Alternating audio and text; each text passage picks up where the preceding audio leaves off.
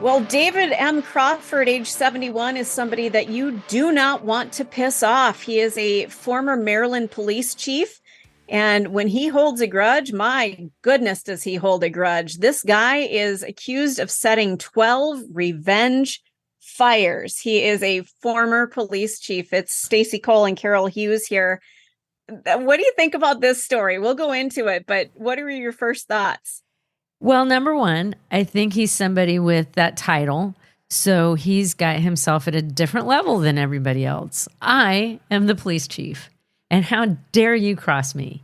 And Yes. so it doesn't really surprise me. But like setting fires, and the guy got life sentences for this. As he should have. You know, there's a line at the end of the story here that he never intended to cause harm. Bullshit. I call absolute bullshit on that. What do you mean you never meant to cause any harm? You're setting fires to people's homes at 4 a.m. What do you think's going to happen? What is your eventual goal with this? Yeah, you're not calling them saying, "Hey, get out. There's a fire in your garage. I'm the police chief. I'm here to protect you." Right? You know, you're just letting the fire go. What an asshole. Well, the story goes like this. David M. Crawford, a former police chief, has been accused by prosecutors in Maryland of engaging in a series of arson attacks against individuals that he held grudges against. After resigning as the police chief in 2010, Crawford allegedly spent the following decade systematically targeting his foes, including former colleagues, relatives, neighbors, and even a chiropractor or two. How do you get pissed at your chiropractor? They help you. My back still hurts. Oh my God, what a prick. According to court documents filed in this case, investigators discovered that he had a target list concealed with the suspect's mobile phone, which contained the names of all known victims.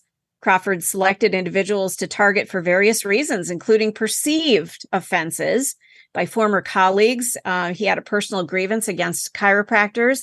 He had racial and social factors playing a role. And I did read that he even targeted his stepson at one point. He did have an entry on his arson target list referring to an individual as white privilege. He's white. I just want to point that out. He's white, but he targeted somebody with the title in his list as white privilege.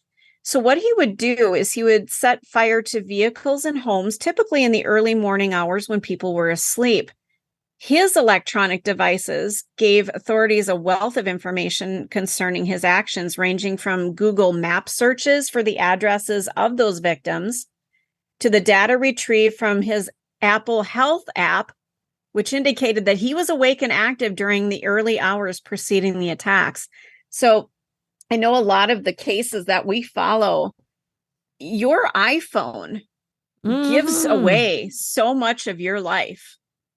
Well, and I'm thinking this is an older guy since he's retired, right? Yep, he's 71.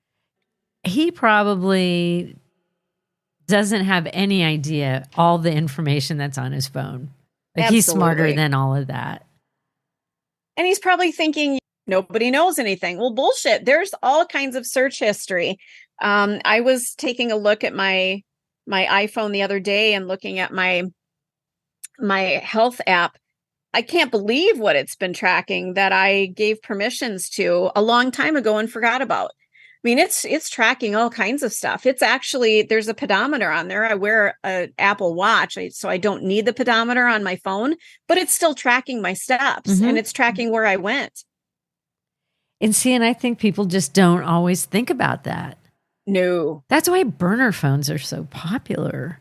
Absolutely. And that's exactly it. You pretty much are burning the phone when you're done. Just you get rid of it, you pull out the chip, you're done, walk away, and it can't track you. But these phones, I mean, they're lifesavers, and yet they give away everything that you do. So I'm sure this 71-year-old had no idea what they could find inside his phone, idiot.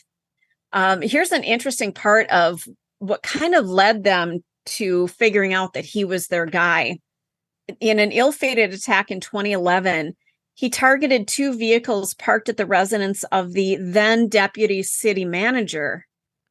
In recorded footage, because they had security footage, the arsonist unintentionally set his lower leg ablaze and then resorted to stomping on his shoe in a frantic attempt to extinguish the flames. Among the items recovered by investigators were a size 10 Nike sneaker, a Bic lighter, a wooden stick, and remains of some burned up jeans.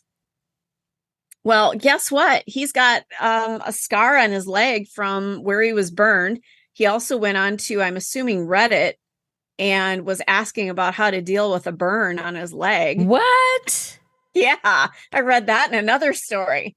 So, yeah, I mean, and this is all internet search history that they've tracked of this guy. So even though no fatalities occurred, a jury found him guilty on charges including attempted first-degree murder, arson, and malicious burning. His defense lawyer contends that he never intended to cause harm. So they pretty much admitted, yeah, you got us, but we didn't mean to hurt anybody, or he didn't mean to hurt anybody. He's just got anger issues, you know? Man, he's got to be a horrible person. Like, could you imagine that you're that angry at these people that you're going to go set random fires, but you've been thinking about it for years. Like, this went on over the course of a very long time. Over a decade, this guy was pissed. And it sounds like he was pissed even when he was a police chief. So, you know, not even once he retired, he's just a pissed off individual. And I'm going to, and some kind of list that he's keeping of these people. Right? Like, these are all the people I need to attack. There are people that I really have disliked in my life. You know what I do for revenge? I block them on Facebook. That's the extent of my issue. It feels really good sometimes too, or to unfriend them and go, you know what? You and your crazy posts, I can't anymore. And just, it's freeing. You don't have to be friends with everybody. But you don't have to get revenge either. Just walk away. Walk away. Just hit unfriend, block if you have to. See, I'm a big blocker. I don't want to see your shit. I don't want to see you tagged anywhere. If I've got an issue with you, you're blocked. You're done. You're bye. But just, this guy, I hope he's going to get some help when he's in jail. He'll get some help, all right. Oh, yeah, he will. You're locked into the Hidden Killers podcast. Want more? Start binging on all of our true crime podcasts right now through Apple Podcasts and get an ad-free experience when you sign up to be a True Crime Today Premium Plus member exclusively on Apple Podcasts. More of the Hidden Killers podcast dropping soon. Press subscribe now.